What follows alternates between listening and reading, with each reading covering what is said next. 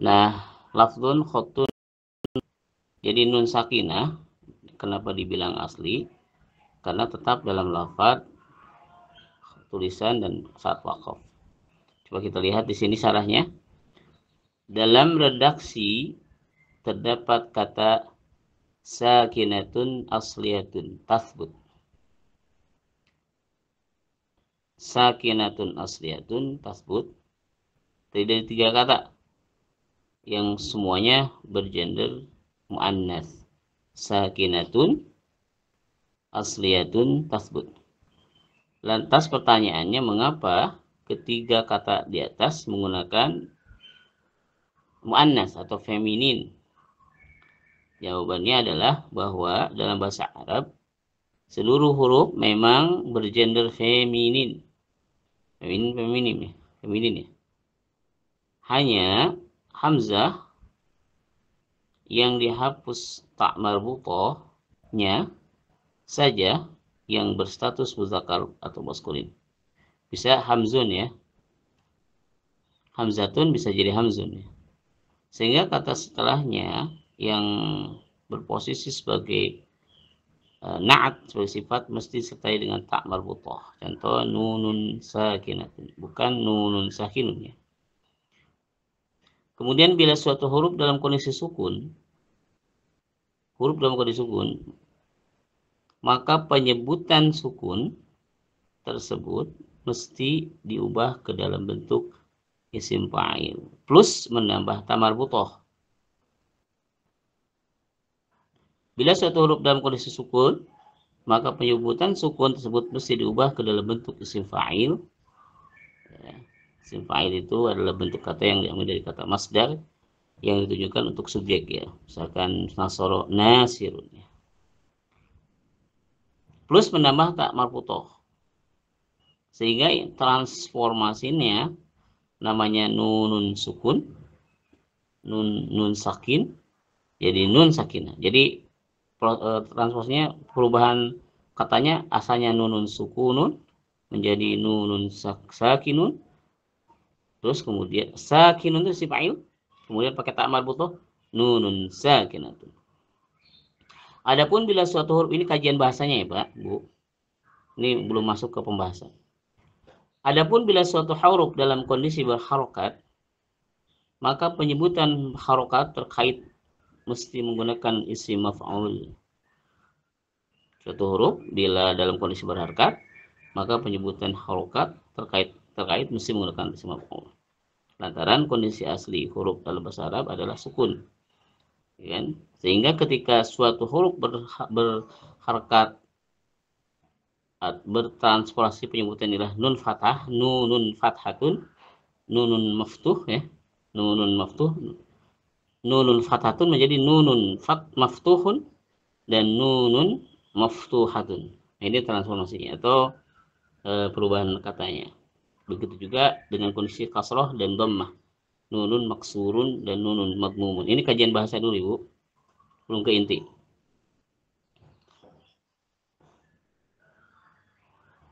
Nah, kemudian bait berikutnya adalah wahya takunu fismin au fi'lin wa fi harfin wa fi wustin turaf wa taraf. Ya, terjemahnya adalah wahya takunu ditemukan fismin au fi'lin pada isim, pada fi'il, pada huruf, baik di tengah maupun di akhir kata. Walakin at-tanwin, akan tetapi tanwin, nunun sakinatun adalah nun sukun zaidatun yang merupakan tambahan di akhir ismin, pada akhir kata, kainatun yang tetap. Tasbutu fil lafzi, bahwa tanwin itu adalah tasbutu fil lafzi ya, bahwa dia tetap dalam lafaz, wa fil wasli, dan tetap dalam ketika wasol, wala tasbutu fil khat, tanwin itu tidak tetap di dalam tulisan, wa fil waqfi, dan di dalam waqaf ya kan. Jadi tanwin itu di sini, tanwin perbedaannya dengan nun, Tanwin. Berbeda aja nun sakinah. Dia tetap dalam lafaz, kan? Tetap dalam basirun, tetap dalam lafaz, ya kan? Wafil wasli, ketika diwasal dia tetap, misalkan basirum bima ta'malun, ya kan? Ketika wasal tetap dia, tapi wala tathbutu fil khat, tapi tidak tetap dalam tulisan, tidak tetap dalam tulisan. Tidak dapat ditemukan dalam tulisan. Jadi tulisannya, kalau nun jelaskan nun sukun tulisannya. Kalau tanwin itu simbol saja, gitu kan? Simbol saja. Tulisan dia simbol aja. Wafil waktu dan saat wakaf. Saat wakaf tidak ada. Misalkan kalau diwakafkan basirun, ya, kalau diwasalkan basirum bima ta'malun. Basirun basirum bima ta'malun, ta'malun, ya kan? Diulang tulisannya supaya jelas. Basirun bima ta'malu, ta'lamun tuh, bima ta'malun. Nah, itu ini tanwin ketika wasol dia ada basirum bima, tapi ketika wakaf basir nggak ada, kan? Gitu. Jadi wala tathbutu fil waqf, tidak ada ketika wakaf, itu tanwin itu. Tapi kalau nun sukun nasta'in ta'lamun, nah kan ada ketika wakaf, ada dia, ya kan, seperti itu. Maka kemudian sarah 3 bait berikut ini rangkuman komparasi antara nun dan nun sakinah dan tanwin berikut. Jadi ini perbedaan antara nun sukun dan tanwin dikomparasikan, dibandingkan sebagai berikut. Yang pertama, nun sukun, nun sakinah, ya. Contoh an'amta ada pada fi'il, ya. An'amta, ya, dia asli nun asli yang dia terucap, ya, tertulis secara rasam ada, ya kan? An'amta, ya, asli, ya. Tapi kalau tanwin, coba lihat.